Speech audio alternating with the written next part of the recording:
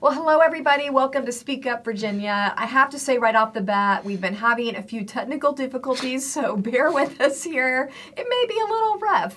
But having said that, you are about to hear a very interesting episode in which we talked to Dr. Todd Gathje about his experience getting booed at the state capitol and what's going on with the whole slot machine battle and all of that. But before we get into that, I just got to say, the roller coaster ride continues. Hold on to your lap bars, everybody, because the wild ride is still going on.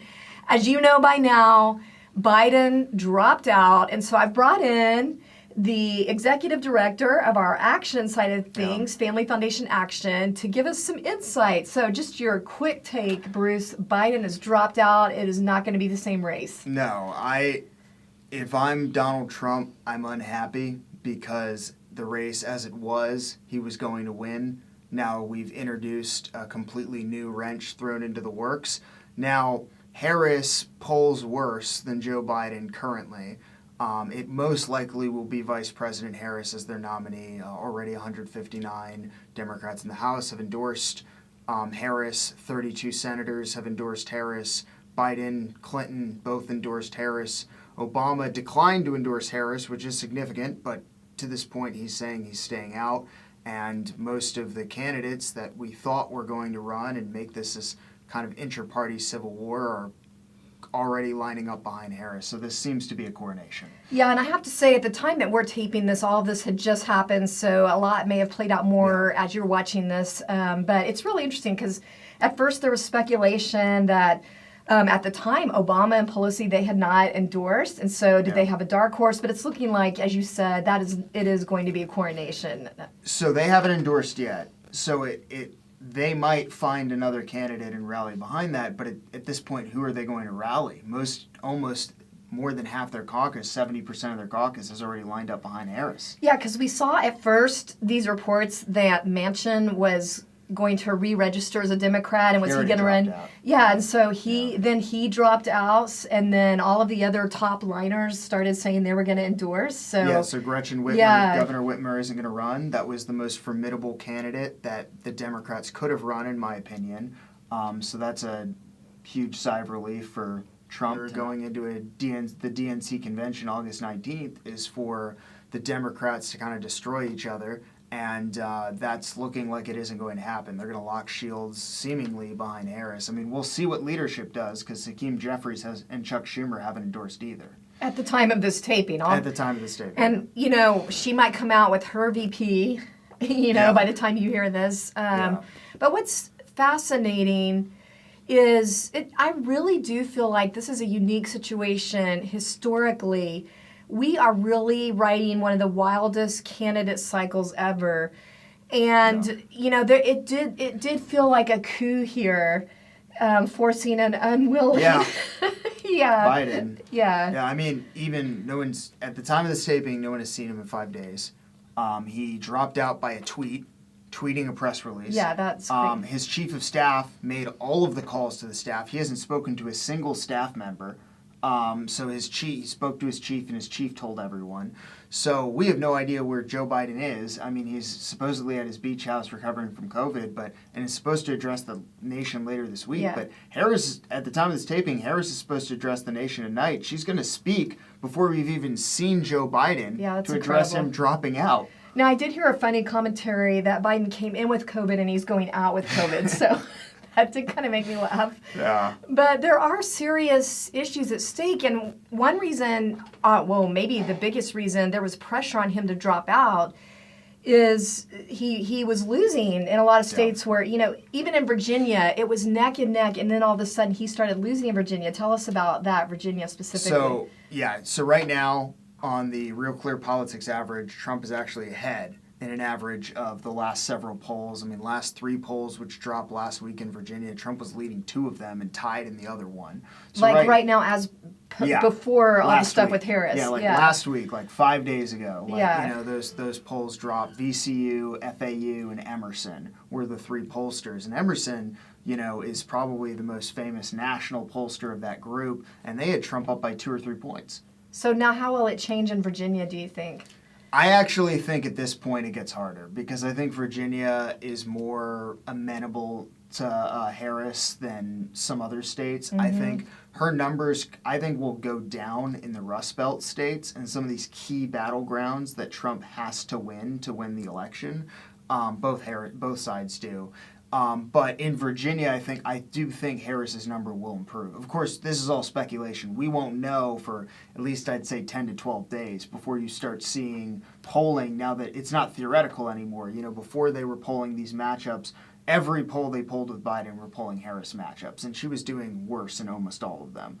But now she's the candidate, so it's not theoretical.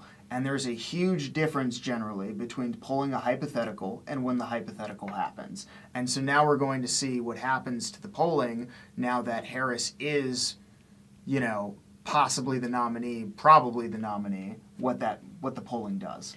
Okay, we know they are going to bring these cuts of Kamala talking about how great Biden was doing because the big elephant in the room is that she knew all the time the decline here and didn't say anything to the American people. So we know they'll be pulling that out, right? Worse, yes, they will. She can't run from any aspect of the administration. There's nothing you can't attack her on that you could attack Joe Biden on because they were a team. They were the administration. And more than that, she was named border czar. So Trump's biggest, most important issue was the biggest catastrophe of the administration was on her. She was the border czar.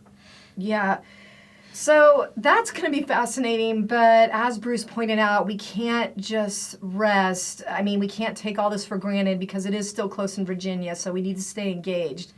That said, we have to work twice as hard. Okay, it's more than being engaged. It's, and we he's speaking from the action perspective here. Yeah, we have to work twice as hard because the game has changed. There's a new nominee. It's probably going to be Harris. It could be someone else. But either way, the calculus of what we thought was going to happen in November has changed. All right, good word there. All right, well, let's go ahead and get into our regular programming. Now, you will hear us talking about in this upcoming program how people, very sadly, were using veterans' benefits as a political pawn in this effort to push through slot machines. And I have a good news update since we taped what you're about to hear, and that is they fixed the obstacles that veterans' families were facing, which, was accessing education benefits in the budget. That's been fixed. But it sounds like political leaders like Senator Louise Lucas are still holding out for a special session to push through slot machines again. So we're still seeing that battle. And the good news is our policy team is prepared and ready to handle that. So without further ado, let's hear the conversation with Dr. Todd Gathje, who's been waging this battle the whole time on keeping our neighborhoods safe from convenience store gambling. Have you ever been booed in public for standing up for a righteous cause? Well, that happened to one of our staff members at the Family Foundation the other day after he exposed the dark side of the gambling industry at the state capitol. And he's here to talk all about it today. Welcome to Speak Up Virginia, equipping you to speak up on the life, family, and freedom issues that matter most to you. From the Family Foundation, I'm your host, Candi Schlesman, with our guest, Dr. Todd Gathje.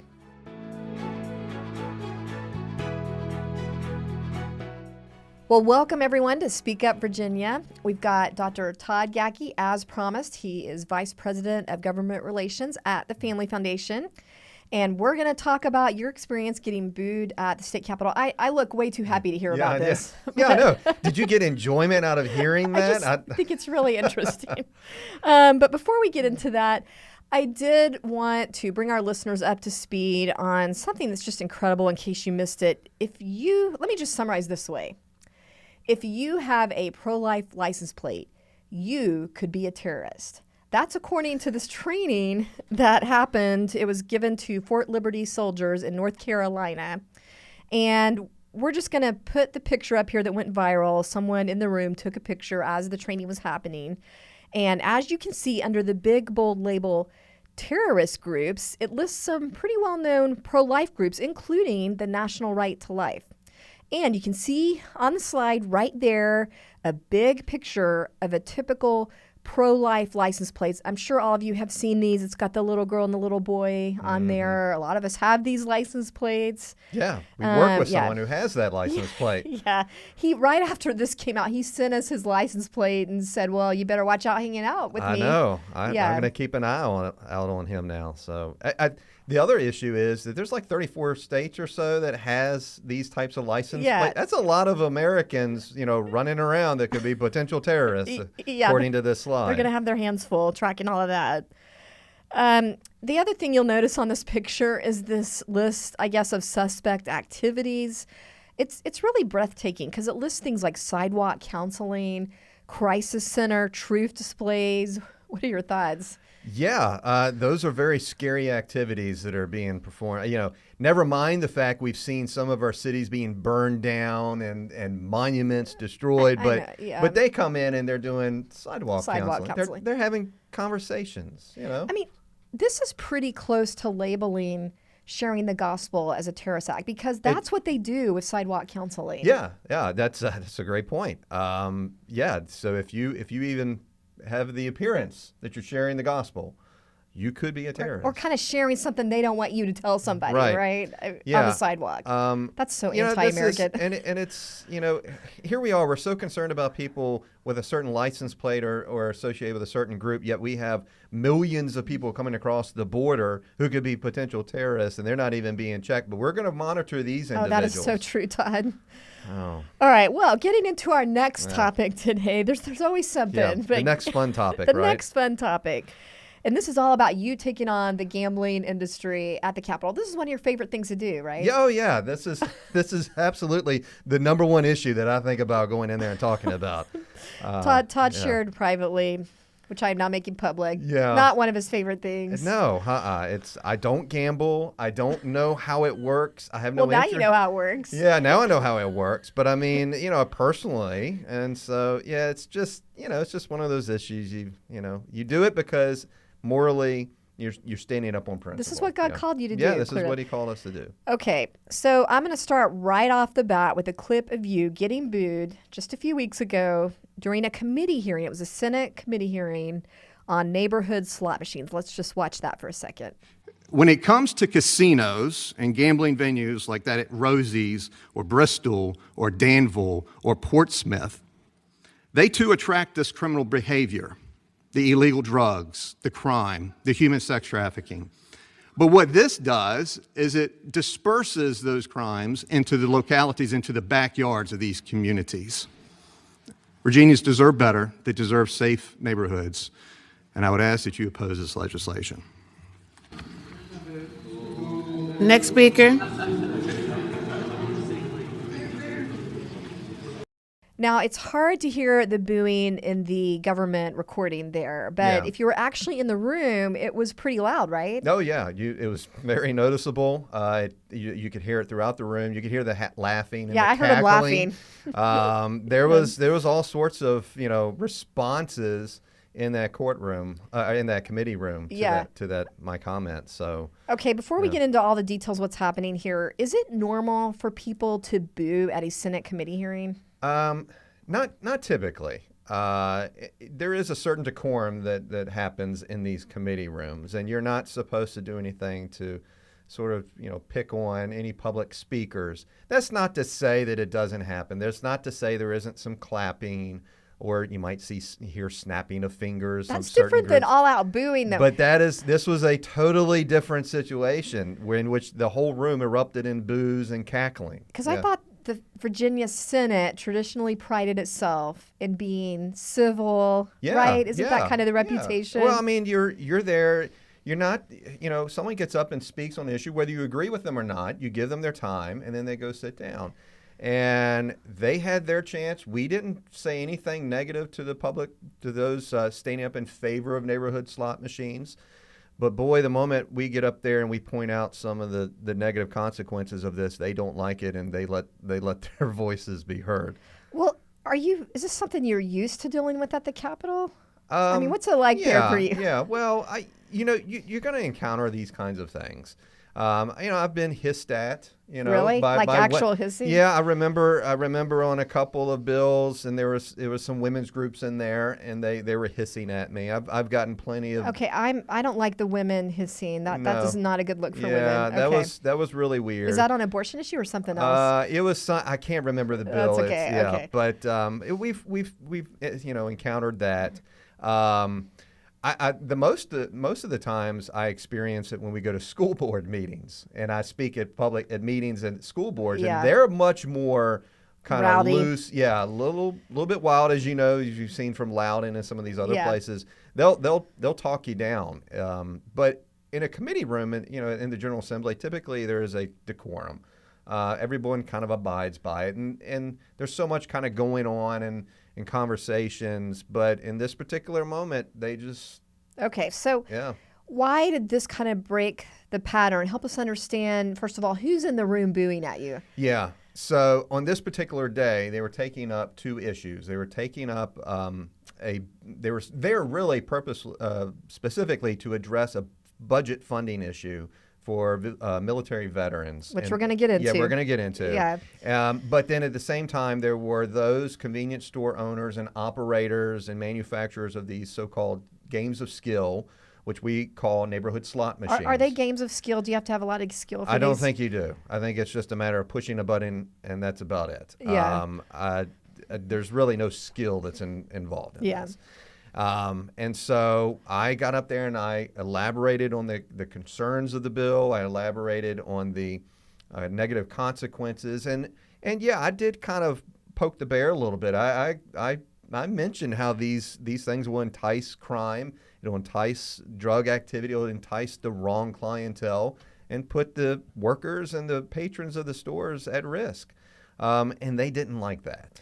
Okay, let me paint the picture for you guys. What Todd is saying is there's a bunch of people profiting off the gambling industry in the room. Yeah. And he's basically saying while they are there, all of the dark crime that they are bringing in. So basically, you called the Pharisees whitewashed tombs. That's a one way of expressing it and describing it. Yeah, I said to their face, although they were behind me. Yeah. But I said it out loud in front of them in public of exactly what they're doing. They're taking advantage of those who can least afford to lose, profiting off of them, at the same time making our communities, unsafe. Well, and I thought you said it very well, and I wanted you to tell us a little bit more about this point that you made that we just heard, that, how you see this crime with casinos, and now through the slot machines, it gets dispersed into local communities. Expound on that a little more. Yeah. So with casinos, you're looking at one location.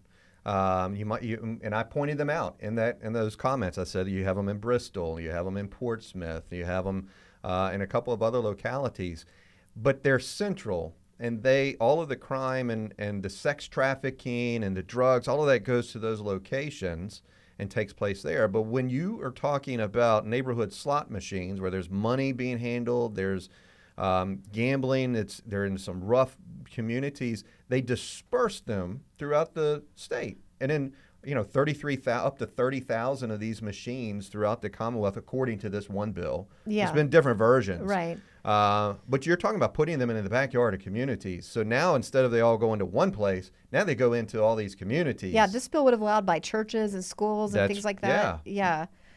Yeah, I think that's an excellent point. And you're not just speaking hypothetically. We're not just saying, we think there's sex trafficking and crime at casinos. No, this is documented, well documented, right? Yeah, I mean, this is something that has been documented by FBI has been tracking these kinds of things. Yeah. There's been all kinds of federal investigations into this. I mean, when you have huge amounts of money and you have people gambling, I mean, it's going to come with it. It's going to come with it. Okay. Well, one thing that was so astounding about this whole thing is that the whole reason the senators were there in the first place is that the governor called them back for a special session this summer because they had to fix this huge problem in the budget where there was this program that helped the family members of disabled or wounded veterans help them get education benefits. So if your father had died or been severely wounded in war, you could get a good college education with this help. And, you know, I think that program had been in there a long time, but somehow it got messed up in the budget, the way it ended up being written into the budget. So they came back to fix this, and it gets hijacked by the slot machine people, right? Right, yeah. They came in there. They were initially there to address that budget funding issue. But the chairwoman of the Senate committee, Which is Louise Lucas, brought her own bill along with Senator Rouse, who was the patron of the original bill during the This is slot machines, yeah, you the mean? slot machines. Okay. Yeah. They brought their own bills on slot machines, and so you have this issue where they're trying to address the funding for the military veterans, but then they bring in the slot machines and co-opt this whole committee. So you have to imagine the room, if you were there. The entire room was pretty much filled with all of these convenience store owners and operators, and one small section devoted to the military families. You know, and there might have been some sprinkled in throughout, but overwhelmingly that room was dominated by these convenience store, supporters of neighborhood slot machine. Okay, I'm going to try to put a picture up here to give you an idea of the room and how you can't see the military families because all of the gambling people are in the front. It's kind of hard to show. We'll try to find something, but it's kind of hard to show because it's a government recording of a Senate committee hearing. Yeah.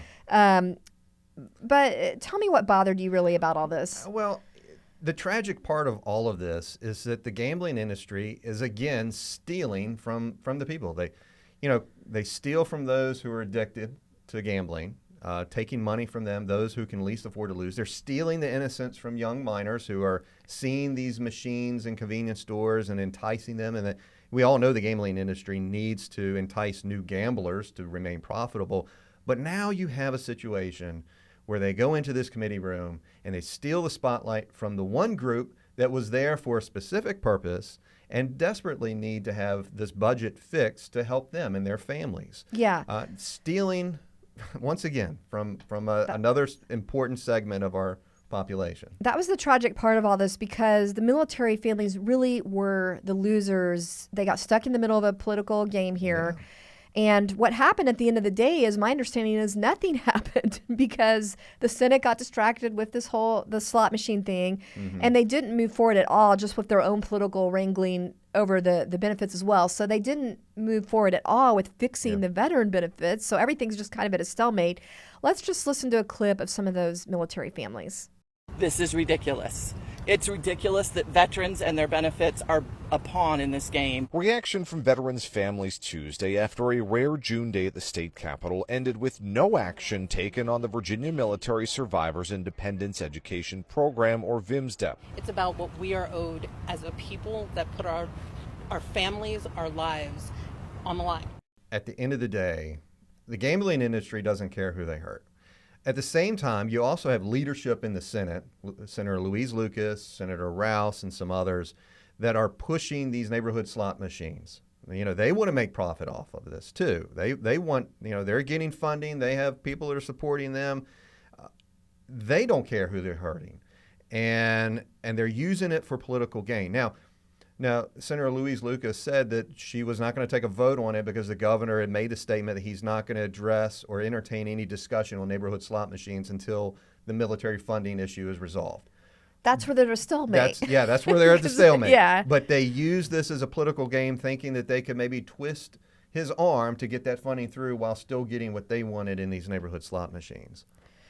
Okay, so help me understand. Technically, session isn't over yet. Are we still in a holding pattern? Yeah, so they've recessed. So they're still in a special session. So they came back in special session to approve the budget. They did that. But then they realized afterwards, we forgot to address this military funding for these veterans. These benefits. Yes, these benefits. So now they keep coming back.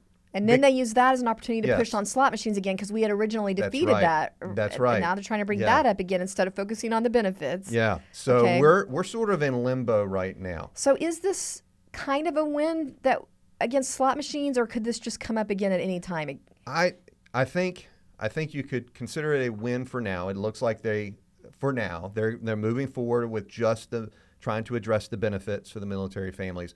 But if we remain in this constant limbo of special session, they could bring it up at a later point. I'd be surprised if the governor came back and called a special session just to address that.